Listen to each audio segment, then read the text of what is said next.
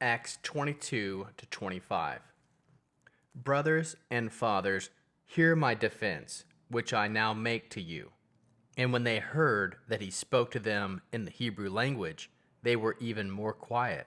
He said, I am indeed a Jew, born in Tarshish of Cilicia, but brought up in this city, at the feet of Gamaliel, instructed according to the strict tradition of the Torah of our fathers, being zealous for God, even as you are all are today.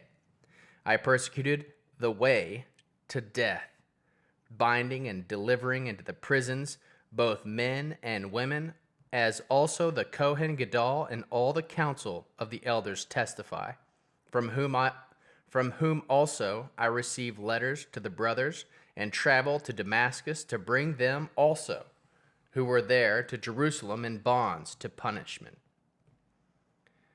Now it happened, as I made my journey and came close to Damascus, even noon, suddenly a great light from heaven shone around me, and I fell to the ground and heard a voice saying to me, Saul, Saul, why are you persecuting me? So I answered, Who are you, Lord? And he said to me, I am Yeshua of Nazareth, whom you persecute. And those who were with me indeed saw the light and were afraid, but they did not understand the voice of him who spoke to me. So I said, What shall I do, Lord?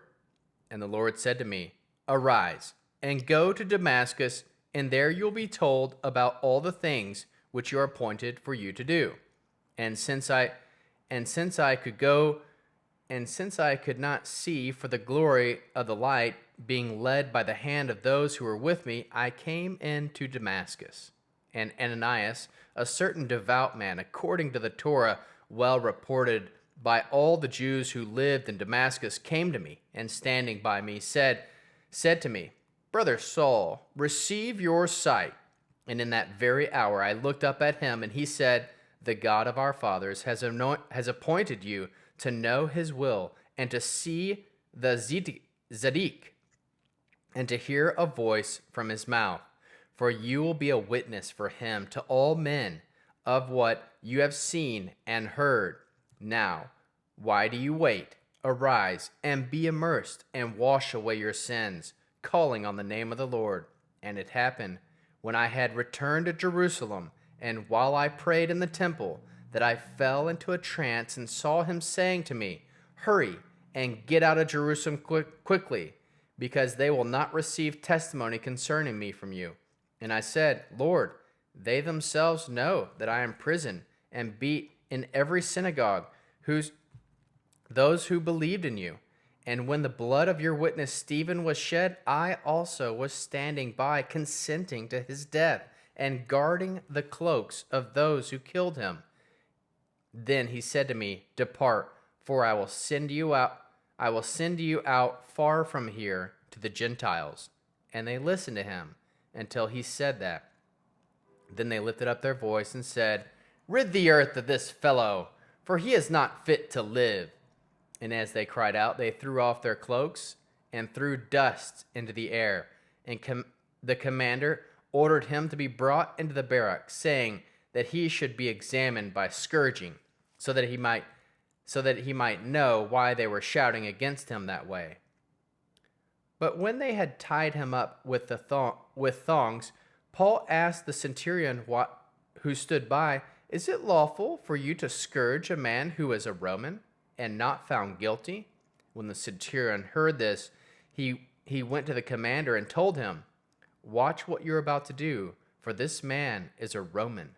Then the commander came and asked him, Tell me, are you a Roman? He said, Yes. And the commander answered, I bought my citizenship for a great price. And Paul said, But I was born a Roman. Then immediately those who were about to examine him departed from him. And the commander also was afraid when he realized that he was a Roman, because he had bound him. The next day, desiring to know the truth about why he was accused by the Judeans, he freed him from the bonds and commanded that the chief Kohanim and all the council come together, and brought Paul down and set him before them. Then Paul, looking steadfastly at the council, said, Men, brothers, I have lived before God in all good conscience until today. And the Kohen Gadol, Ananias, commanded those who stood by him to strike him on the mouth. Then Paul said to him, God will strike you, you whitewashed wall. Do not sit to judge me according to the Torah and command me to be struck contrary to the Torah. But those who stood by said, Did you revive God's Kohen Gadol? Then Paul said, I did not know, brothers, that he was the Kohen Gadol, for it is written, You shall not speak evil of a ruler of your people. But when Paul perceived that one part was Sadducees and the other part Pharisees, he cried out in the council, Men, brothers, I am a Pharisee, son of Pharisees. Concerning the people and resurrection of the dead, I am being judged. And when he had said this, an argument arose between the Pharisees and Sadducees, and the crowd was divided. For the Sadducees say that there was no resurrection, nor angel, nor spirit, but the Pharisees confess all these things. Then a great clamor arose, and some of the Torah teachers of the Pharisees' party stood up and contended sharply, saying, We find no evil in this man, but if a spirit or angel has spoken to him, let us not fight against God.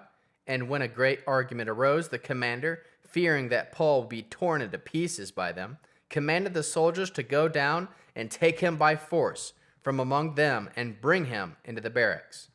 But the following night the Lord stood by him and said, Cheer up, Paul, for you have testified about me in Jerusalem, so you must testify also in Rome. And when it was day, some of the Judeans banded together and bound themselves under a curse, saying that they would neither eat nor drink until they had killed Paul. And they were more than 40 people who had made this conspiracy. They came to the chief Kohanim and elders and said, We have bound ourselves under a great curse to taste nothing until we have killed Paul. Now you, therefore, together with the council, inform the commander that he should bring him down to you tomorrow, as though you were going to judge his case more exactly. But we were ready to kill him before he comes near.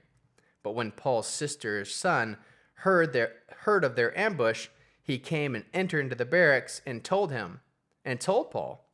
And Paul summoned one of the centurions and said, Bring this young man to the commander, for he has something to tell him. So he took him, brought him in the command, and said, Paul, the prisoner, summoned me and asked me to bring this young man to you, for he has something to tell you.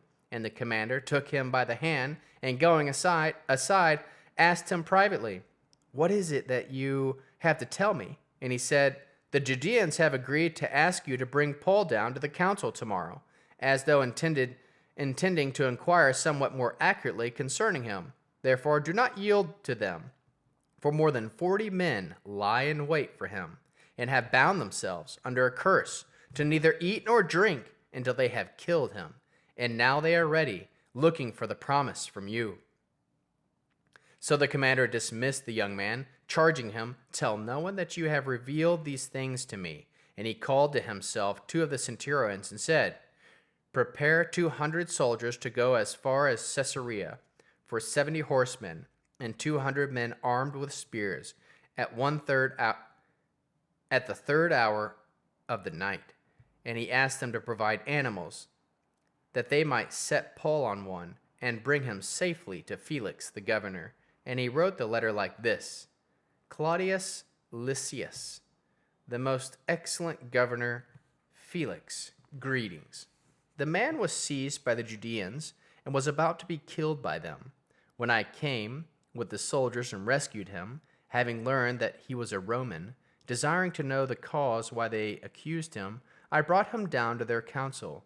I found him to be accused about questions of their law, but not to be charged with anything worthy of death or imprisonment. When I was told that the Judeans lay in wait for the man, I sent him to you immediately, charging his accusers also to bring their accusations against him before you. Farewell. Then the soldiers, carrying out their orders, took Paul and brought him by night to Antipatris. But on the next day they left the horsemen to go with them, and returned to the barracks. When they came to Caesarea, delivered the letter to the governor, they also presented Paul to him. And when the governor had read it, he asked what province he was from. When he understood that he was from Cilicia, he said, I will hear you fully when your accusers also arrive. He commanded that he kept in Herod's place. Now after 5 days, the Kohen Gadol Ananias came down with certain elders and an orator, one Tertullus. They informed the governor against Paul, and when he had called, Tertullus began to accuse him, saying, Seeing that by you we enjoy much peace, and that prosperity is coming to this nation by your foresight, we accept it in all ways and in all places, most excellent Felix, with all thankfulness. But that I will not delay you, I entreat you to bear with us and hear a few words. For we have found this man to be a plague, and causing discord among all the Jews throughout the world, and a ringleader to the sect of the Nazarenes. He even tried to profane the temple, and we arrested him. By examining him yourself, you may ascertain all these things of which we accuse him. And the Judeans also joined in the attack, affirming that these things were so. And when the governor had nodded to him to speak, Paul answered, Because I know that you have been a judge for this nation many years, I cheerfully make my defense, seeing that you can verify that it is not more than 12 days since I went up to worship at Jerusalem. In the temple, they did not find me disputing with anyone or stirring up a crowd, either in the synagogues or in the city. Nor can they prove to you the things which they now accuse me. But this I confess to you, that after the way which they call a sect, so I serve the God of our fathers, believing all things which are according to the Torah, and which are written in the prophets, having hope toward God, and which these also themselves look for, and that there will be a resurrection of the dead, both of the just and unjust. And in this I also practice, always having a conscience void of offense toward God and men. Now after some years I came to bring Zadik to my nation an offering, amid which certain Jews from Asia found me purified in the temple, not with a mob, nor with turmoil. They ought to have been here before you and make accusation, if they had anything against me. Or else let these men themselves say what injustice they have found in me, when I stood before the council, unless it is for this one thing that I cried out standing among them. Concerning the resurrection of the dead, I am being judged before you today. But Felix, having more exact knowledge concerning of the way, put them off, saying, When Lysias, the commander, comes down, I will decide your case. And he ordered the centurion that Paul should be kept in custody and should have some privileges, and not forbid any of his friends to serve him or visit him. But after some days, Felix came with Drusilla, his wife, who was Jewish, and sent for Paul, and heard him concerning the faith in Messiah Yeshua. As he reasoned about righteousness, self-control, and the judgment to come, Felix was terrified and answered, Go your way from this time, and what is convenient for me I will summon you. Meanwhile, he also hoped that money would be given to him by Paul, that he might release him. Therefore also he sent for him more often and talked with him. But after 2 years had passed, Felix was succeeded by Porcius Festus. And desiring to gain favor with the Judeans, Felix left Paul in bonds. Now when Festus had set foot in the province after 3 days, he went up to Jerusalem from Caesarea. Then the Kohen Gadol and the principal men of the Judeans informed him against Paul, and they begged him, asking a favor against him, and he would summon him to Jerusalem, plotting to kill him on the way. However, Festus answered that Paul should be kept in custody at Caesarea, and that he himself was about to depart shortly. Therefore he said, Let the men of authority among you go down with me, and if there is anything wrong in the man, let them accuse him. And when he had stayed among them more than 10 days, He went down to Caesarea, and on the next day he sat on the judgment seat and commanded Paul to be brought. When he arrived, the Judeans had come down to Jerusalem, stood around him, bringing against him many and grievous charges which they could not prove. While he said in his defense, neither against the law or the Jews, nor against the temple, nor against Caesar have I sinned at all. But Festus, desiring to gain favor with the Judeans, answered Paul and said, Are you willing to go up to Jerusalem and be judged by me there concerning these things? But Paul said, I am standing before Caesar's judgment seat, where I ought to be tried. I have done no wrong to the Judeans, as you also know very well. For if I have done wrong and have committed anything worthy of death, I do not refuse to die. But if none of these things is true that they accuse me of, no one can give them up to me. No one can give them up to them. I appeal to Caesar. Then Festus, when he had conferred with the council, answered, You have appealed to Caesar? To Caesar you shall go. Now when some days had passed, King Agrippa and Bernice arrived at Caesarea, greeting Festus.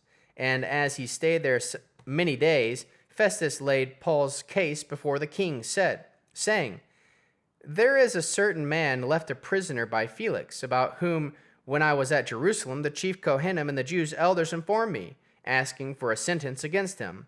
I answered them, that it is the custom of the Romans to give up any man to destruction before the accused has met the accusers face to face and has had opportunity to make his defense concerning the matter laid against him. Therefore, when he had come together here, I did not delay. But on the next day, I sat at the judgment seat and commanded the man to be brought. When the accusers stood up, they brought no charges against him of such things, I supposed, but had certain questions against him about their own religion and about Yeshua, who was dead, whom Paul affirmed to be alive. And being perplexed how to inquire concerning these things, I asked whether he was willing to go to Jerusalem and be judged concerning these matters. But when Paul had appeared to be kept for the decision of the emperor, I commanded him to be kept until I could send him to Caesar. Then Agrippa said to Festus, I also would like to hear this man myself. Tomorrow, he said, you shall hear him. Therefore, on the next day, when Agrippa and Bernice had come with great pomp and had entered into the place hearing with the commanders and the principal men of the city, then at the command of Festus, Paul was brought in. And Festus said, King Agrippa, and all men who are here present with you, and you see this man about whom all the multitude of the Judeans petitioned me, both at Jerusalem and here, crying that he ought not to live any longer. But when I found out that he committed nothing worthy of death, and as he himself appealed to the emperor, I determined to send him, of whom I have no certain thing to write to my lord. Therefore I have brought him out before you, and especially before you, King Agrippa, that, after examination, I may have something to write. For it seems to me unreasonable in sending a prisoner not to also specify the charges against him.